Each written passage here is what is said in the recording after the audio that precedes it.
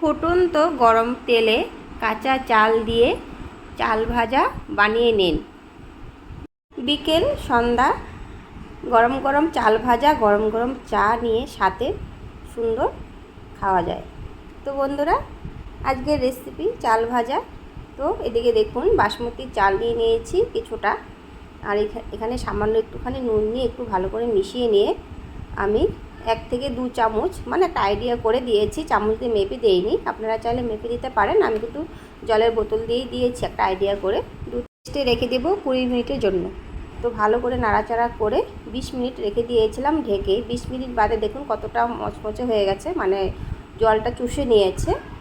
ভালো করে আমি জটগুলো ছাড়িয়ে নিয়ে এবার চলুন তেলটা আগের থেকেই গরম মানে বসিয়ে দিয়েছিলাম, ভালোভাবে সুন্দরভাবে তেলটা গরম হয়ে গেছে। আর দেখতেই পাচ্ছেন কত সুন্দর করে চাল দেওয়ার সাথে সাথে কত সুন্দর করে ফুলে যাচ্ছে, ভাজা হয়ে যাচ্ছে দেখুন। তো বন্ধুরা, এইভাবে কিন্তু বিকেল সন্ধ্যাবেলা আপনারা সুন্দর চায়ের সাথে চাল ভাজা কিন্তু করে খেতে পারেন। একদম সহজ একটা রেসিপি। আপনারা ভাত খাওয়া যে চালটা সেই চালটা দিয়ে কিন্তু ভেজে নিতে পারেন। আর যদি বাসমতি চালটা থাকে ঘরে তাহলে আরও বেশি ভালো হয় আর কি, দেখতে সুন্দর হয়। চালগুলো সমস্ত ভেজে নিয়েছি। এবার চলুন কিছুটা বাদামগুলো ভেজে নিই। চাল ভাজা যেহেতু বাদাম তো দিতেই হবে, বাদামগুলো সুন্দর করে লাল লাল করে ভেজে নিচ্ছি। দেখুন একদম পারফেক্টভাবে ভাজা হয়ে গেছে, কত সুন্দর লাগছে বন্ধুরা। এইবার 4টে শুকনো লঙ্কা ভেজে নিচ্ছি ওই তেলে।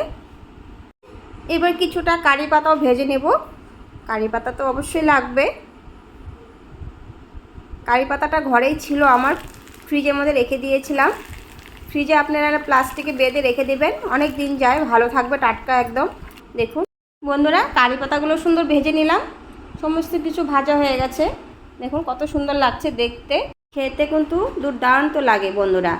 একবার হলেও ট্রাই করবেন কিন্তু বাড়িতে।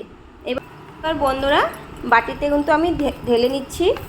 আর এই যে পেপারগুলো দেখতে পাচ্ছেন, এই টিস্যু পেপারগুলোতে আমি থালাতে মেলে নিয়েছিলাম আগে। টিস্যু পেপার কিন্তু থালাতে নিয়ে তারপরে কিন্তু চাল ভাজাগুলো তুলবেন, না হলে কিন্তু চাল ভাজার সাথে অনেক তেল উঠে, সেই তেলগুলো কিন্তু খেলে কিন্তু খুব ক্ষতি হয়। আর সবগুলো সমস্ত চাল ভাজাগুলো ঝাঁকিয়ে নিলাম। এবার হাফ চামচের মতো বিট নুন দিয়ে দিচ্ছি,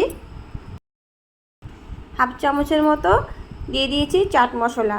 তো আমার কাছে আমচুরটা ছিল না, তার জন্য কিন্তু আমি দিতে পারিনি। আর আপনাদের হাতের কাছে থাকলে আমচুর পাউডারটা কিন্তু অবশ্যই দিবেন, খুব ভালো লাগে খেতে। তো বন্ধুরা সুন্দর করে দেখুন মিশিয়ে নিচ্ছি। তো বন্ধুরা, চাল ভাজা রেসিপিটা কেমন হয়েছে অবশ্যই কিন্তু কমেন্ট করে বলবেন।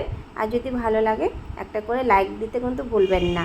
আর নতুন বন্ধুরা যারা আছেন তারা সাবস্ক্রাইব করে বন্ধু করে পাশে থাকবেন। তো আজকের মতো এখানেই।